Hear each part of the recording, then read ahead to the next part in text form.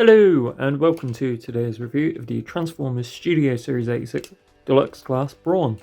Now, first thoughts on this guy, absolutely beautiful. He was sent to me in alt mode, and this is a figure I've only had for about a day and a half, and my word, he is absolutely beautiful. Now, as much as I collect the modernized G1 stuff, I'm not a completionist by any stretch, and I'm definitely not willing to buy multi-packs to sell off 3 figures and keep a singular figure I want.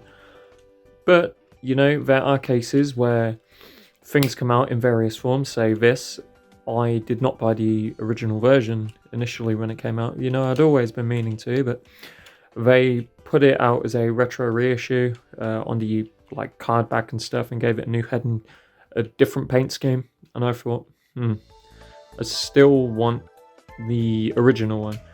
My point about the multi-packs being, maybe I'll figure out some of those multi-pack G1 figures as and when they get individual releases, which could happen, it may not happen. You know, it's neither here nor there. Brawn though, I'm more than happy to have found the original release. And, you know, I've missed out on a few of these in the past, but generally he's really cool, you know. Some nice paint detailing on the front. Wheels are not pinned, but they roll perfectly fine.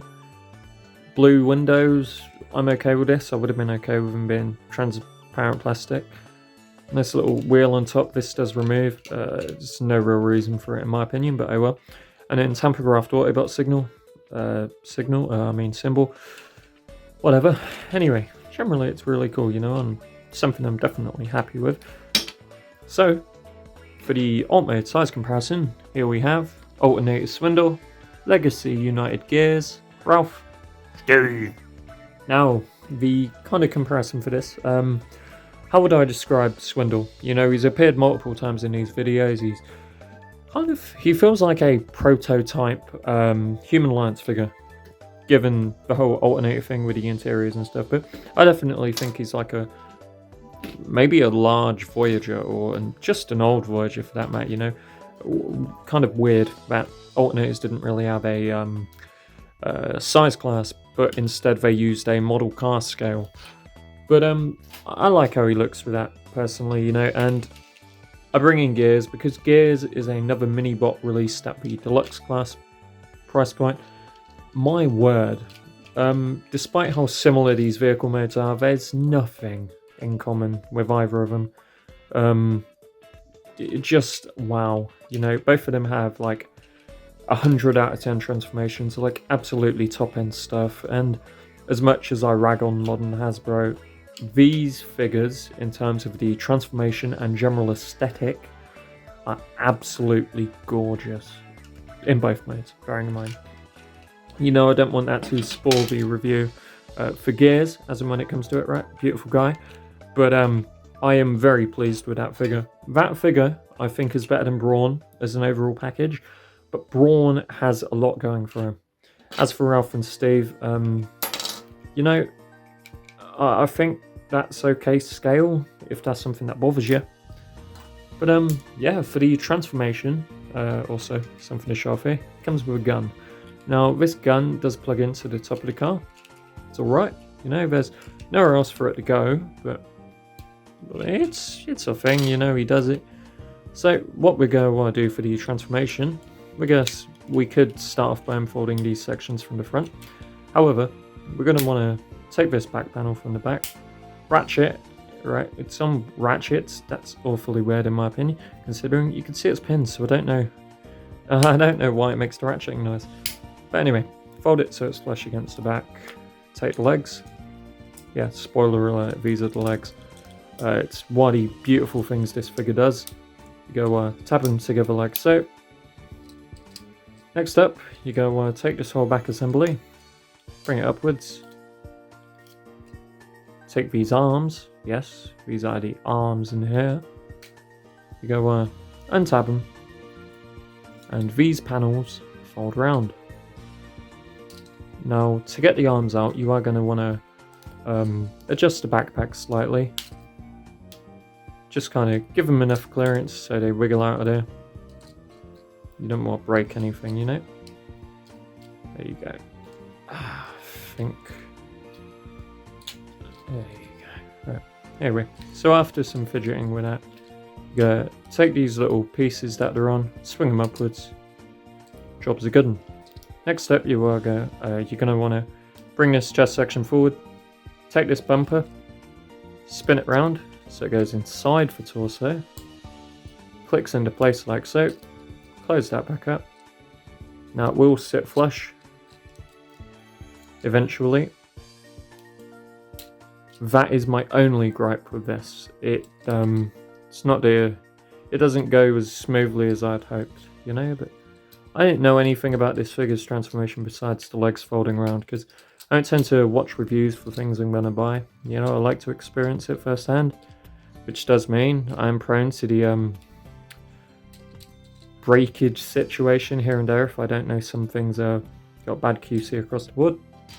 Generally, anyway, the transformation, let's just give him his weapon.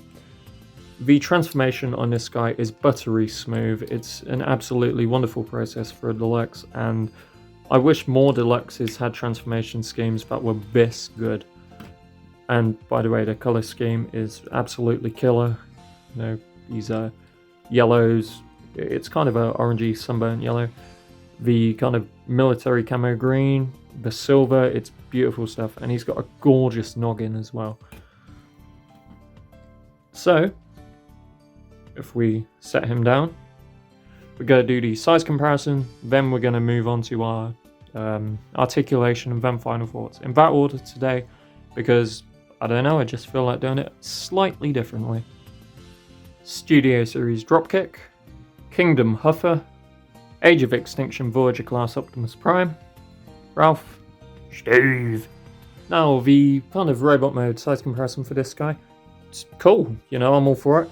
Dropkick is your modern day average for a Deluxe class figure. Studio Series or otherwise, they all tend to be kind of maybe this size, sometimes a little bit bigger, but you know, they're on the smaller end nowadays. And Huffer is another mini bot, AoE Prime.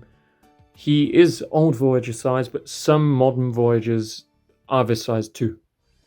You know, there's a bit of variance. Sometimes they're a bit smaller, like Studio Series Ironhide, but you know, big things do get made still. And size doesn't necessarily mean that the Transformer is good, but it definitely helps kind of bolster the price point. You know, you want to feel like you're getting what you pay for. Anyway, Brawn goes well with everything else. And, you know, I'm all for it. It's definitely cool. So, for the articulation on this guy, it's really my only point of contention. The arms are going to spin all the way around. They're on a ball at the shoulder. They go out at 90. The elbows are basically the equivalent of being double jointed, but they're not. It's just a single joint. It's just how they fall. So that's really cool. The bicep swivel functions, goes all the way around. The wrist goes slightly inwards while he's holding the weapon. Otherwise, it doesn't move much. They're purely for the transformation. If you want to count this shoulder assembly, let's just lock it into place. Yeah, there you go. If you want to count that as extra articulation, feel free to. I'm not going to, because it's not helping the arm movement. It's not helping it be practical. For the head is going to swivel all the way around. Due to the fact it's on a kind of axis set in the torso, let's just get a good look at it. See it's pinned from the bottom. It's just going to swivel around. There's no other movement, but oh well. No abs or anything like that. You have a waist that goes all the way around without any issue at all. You have legs kicking up about a 90 average. Basically no leg movement. I don't count moving the backpack because it's not practical. It's typically not what you'd do anyway. You shouldn't be having to transform a figure to get extra joints, like extra joint movement. Thigh swivel goes all the way around. Knees pull just under a 90. As you can see, this groove here stops the leg from going any further. Ankles are ugly as hell, but they do exist. So it does mean you can kind of set him down, get a bit of a stance going. I'll have to do a photo shoot of this eventually, you know, as is the Instagram post review thing. You know, I kind of like to line things up. And beyond that, you've just got the toe bend downwards due to transformation. It's not too practical, but it could be useful, and it's a point of articulation. So really across the board, the articulation is very average.